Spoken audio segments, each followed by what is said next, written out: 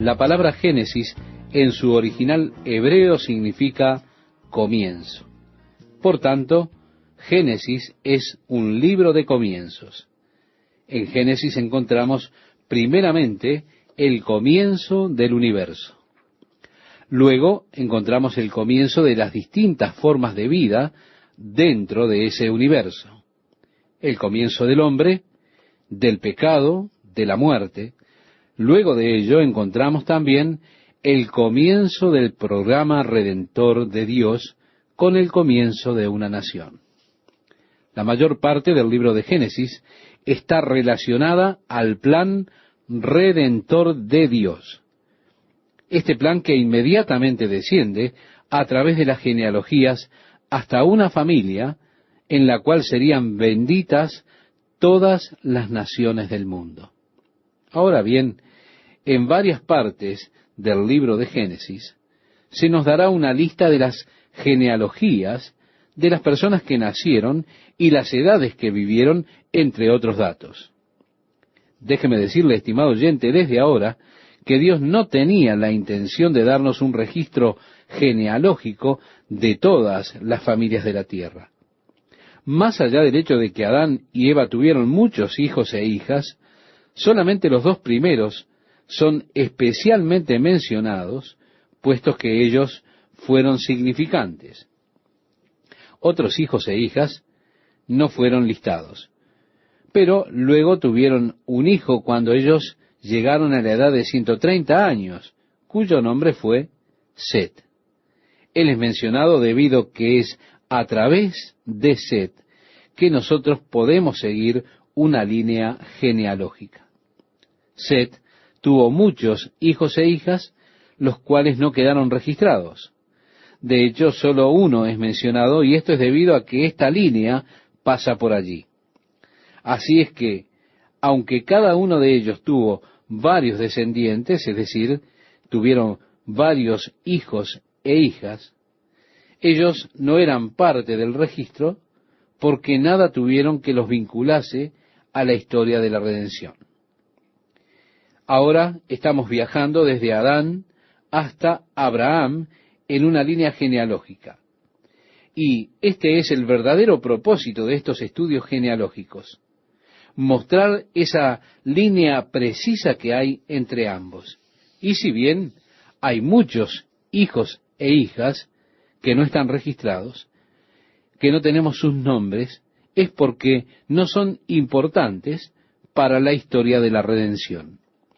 Sí son importantes los que son mencionados. Como la palabra Génesis significa principio o comienzo, es apropiado que este libro comience con estas palabras: en el principio creó Dios. Ahora nos preguntamos, bien, ¿cuándo fue eso? ¿Cuánto tiempo ha pasado desde entonces? Nuestras mentes ni siquiera pueden sondear o captar esta idea. Yo puedo entender que la infinitud existe, pero mi mente no puede captar la infinitud. No puedo entender la vasta eternidad. No puedo comprender el espacio. Puedo entender, sí, que el tiempo siga y siga y siga adelante y no tenga fin. También puedo entender que el tiempo siga de igual manera hacia atrás y que no haya un comienzo. Puedo entender que el tiempo no será más y que no habrá más fin. Pero comprender realmente lo que ello implica, eso está más allá de mi capacidad, más allá de mis facultades, que son limitadas. En el principio creó Dios. Usted no puede ir más atrás de eso. Hay algunos que quisieran eliminar la última palabra de esta frase. Ellos no quieren tener a Dios en sus conciencias, en sus mentes, porque sus acciones confrontan lo que Dios ha declarado.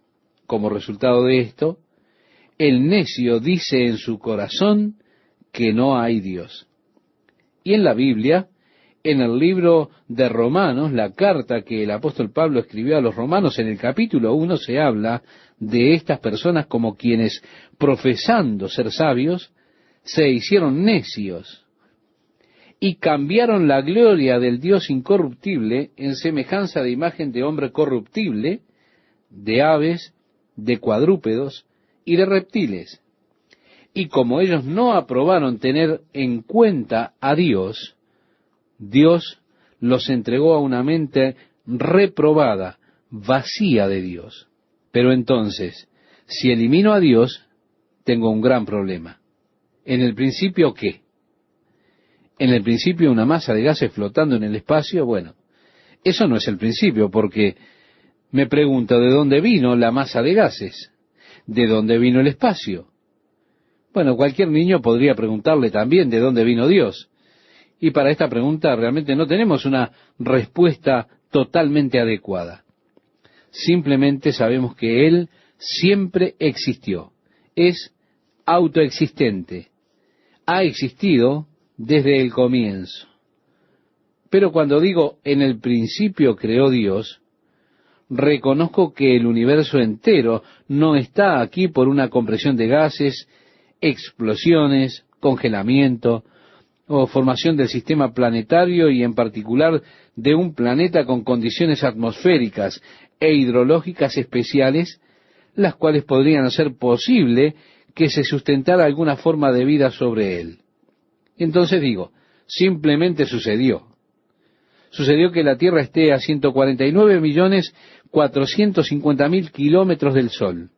Sucedió porque sí, que la atmósfera fuese una combinación de nitrógeno y oxígeno en un equilibrio, simplemente porque sí, de un 79% de nitrógeno con 20% de oxígeno y un 1% de varios otros gases. Sucedió porque sí, que hubiese alrededor de la Tierra una capa llamada la capa de ozono. Y bueno, también sucedió simplemente porque sí, que haya habido una fuerza gravitacional que circula alrededor de la Tierra, protegiéndola también de los rayos cósmicos. Todo porque sí.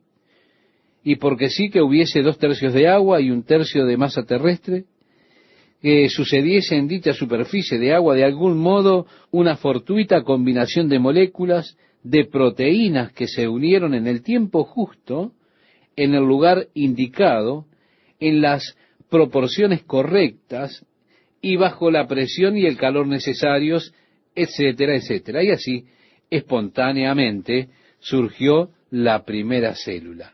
Pero, ¿qué probabilidad hay de que esto ocurra? Mire, si se pone a analizar esto, se dará cuenta de que las probabilidades son extremadamente escasas. De hecho, las probabilidades son tan magníficas que no es posible que todo haya ocurrido porque sí. Dentro del universo, claramente podemos identificar un diseño. Al mirar el cuerpo humano, vemos un diseño al estudiar varias de sus características. Por ejemplo, el flujo sanguíneo, el sistema nervioso y todos sus aparatos que Dios ha construido dentro, todo chequeado y en armonía. Todo ello, estimado oyente, clama por un diseñador. Podríamos decir, en el comienzo, el diseñador. Es lo mismo que decir en el principio Dios, un ser inteligente y sobremanera sabio. Esto para mí, créame, es mucho más sencillo de entender que la posibilidad de una serie de combinaciones fortuitas, dado que para que éstas sucedan, las probabilidades, créame, son muy remotas. Pero si le interesa profundizar y quiere estudiar acerca de la primer molécula de proteína, encontrará que los factores probables son tan grandes que si le diésemos, como ellos lo creen, ¿verdad?, 10.000 millones de años. Vamos a darle ese tiempo. Mire, aún así, sería insuficiente el tiempo para conjugar las condiciones y las circunstancias apropiadas para que accidentalmente se pusiesen juntas y diesen lugar a la primer molécula de proteína. O si se trata de negar la existencia de Dios en el comienzo, entonces no se tienen bases para comenzar, y usted se quedará sin ningún fundamento. En el principio creó Dios. La Biblia no nos dice cuándo fue eso, solo dice el principio. En el principio creó Dios los cielos y la tierra. La palabra creó es en hebreo la palabra bará, que habla de crear algo desde la nada, y eso es una capacidad que sólo la posee Dios. El hombre no puede crear desde la nada, no puede bará. Simplemente de la nada no podemos hacer ninguna cosa. Creamos con la idea de asá. Esta palabra hebrea es ensamblar. Se trata de poner juntos los materiales ya existentes. Esta palabra es usada en muchos de los actos creativos aquí en el libro de Génesis. Ensamblar materiales que ya existían. Pero estos materiales usados para ensamblar originalmente fueron creados. Y preguntamos, ¿cuánto tiempo hacía de ello? Esto tampoco lo sabemos. En el principio creó Dios los cielos y la tierra. Y la tierra estaba desordenada y vacía, y las tinieblas estaban sobre la faz del abismo, y el Espíritu de Dios se movía sobre la faz de las aguas. No es consistente con la naturaleza de Dios crear algo que esté desordenado y vacío. Crear algo devastado y desolado. Por lo tanto, muchos escolásticos ven una brecha de tiempo entre los versículos 1 y 2 de Génesis. Una brecha entre en el principio creó Dios los cielos y la tierra, y el próximo versículo que declara que la tierra estaba desordenada y vacía y las tinieblas estaban sobre la faz del abismo. En el libro del profeta Isaías, en el capítulo 45, se declara que Dios no creó la tierra sin forma ni vacía, sino que la creó para ser habitada. Ahora bien, hay varias escuelas de pensamiento en lo concerniente a la creación, y cada una de ellas tiene sus problemas peculiares. Hay argumentos tanto a favor como en contra. Está lo que se ha dado en llamar la evolución teísta o teística, la cual reconoce que Dios comenzó todo, pero luego lo dejó en libertad de que evolucionara. Es decir, creó la primer molécula de proteína, pero luego la dejó para que evolucionara en muchas formas de vida.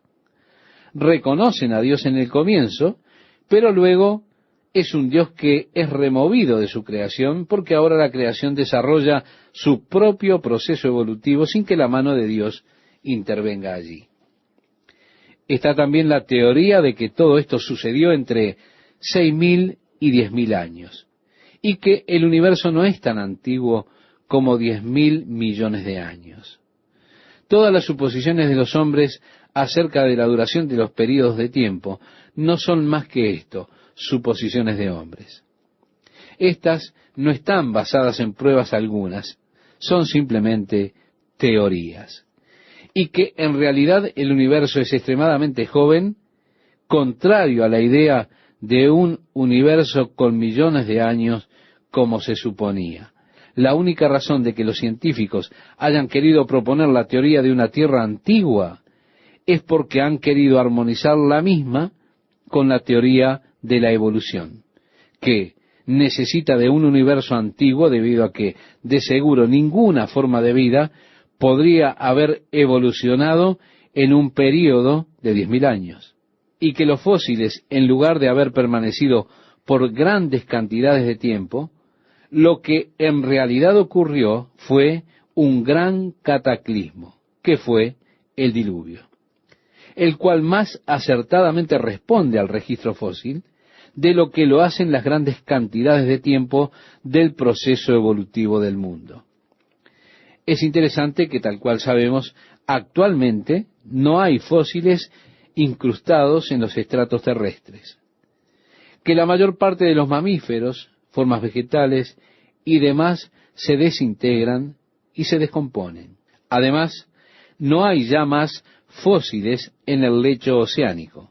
Así que, si el océano no está desarrollando al presente una columna de fósiles, entonces, ¿Cuáles fueron las circunstancias que causaron dicho desarrollo en el pasado? Hay algunos que han dicho que los días de Génesis fueron en realidad eras geológicas, que la palabra que se traduce día, que es yón en hebreo, que tiene una variedad de significados, expresan esto, lo cual es cierto. Esta se usa 1100 veces, haciendo referencia a 51 clases de períodos de tiempo. Creo que es aplicable a un período indefinido, como se ve en cuanto a la expresión el día del Señor, es decir, el yón del Señor. Así es que ellos dicen que los días de Génesis fueron eras geológicas. Pero, estimado oyente, esto por cierto tiene también sus dificultades. Si fueron períodos indefinidos de eras geológicas, la dificultad con ello es que si Dios creó las plantas en la tercera era geológica y no tuvieron la luz solar hasta la cuarta era geológica, nos preguntamos, ¿cómo fue que la vida vegetal sobrevivió sin el sol? Y si Dios creó al hombre en la sexta era y luego descansó en la séptima era geológica, esto significaría que Adán tenía una edad de 912 años o aún más cuando fue expulsado del jardín de Edén, en principios de la octava era geológica. La idea de que Dios creó todo alrededor de 10.000 años es un concepto interesante, el cual si usted se detiene a pensarlo, se dará cuenta de que es difícil de refutar. Hay textos en las Escrituras que dicen que en 6 días creó Dios los cielos y la tierra y todo lo que en ellos hay. El hecho es que con el pecado de Adán entró la muerte. Por lo tanto, ¿cómo es posible que el registro fósil pueda testimoniar de muerte antes del pecado de Adán? ¿Se da cuenta? Es un argumento interesante.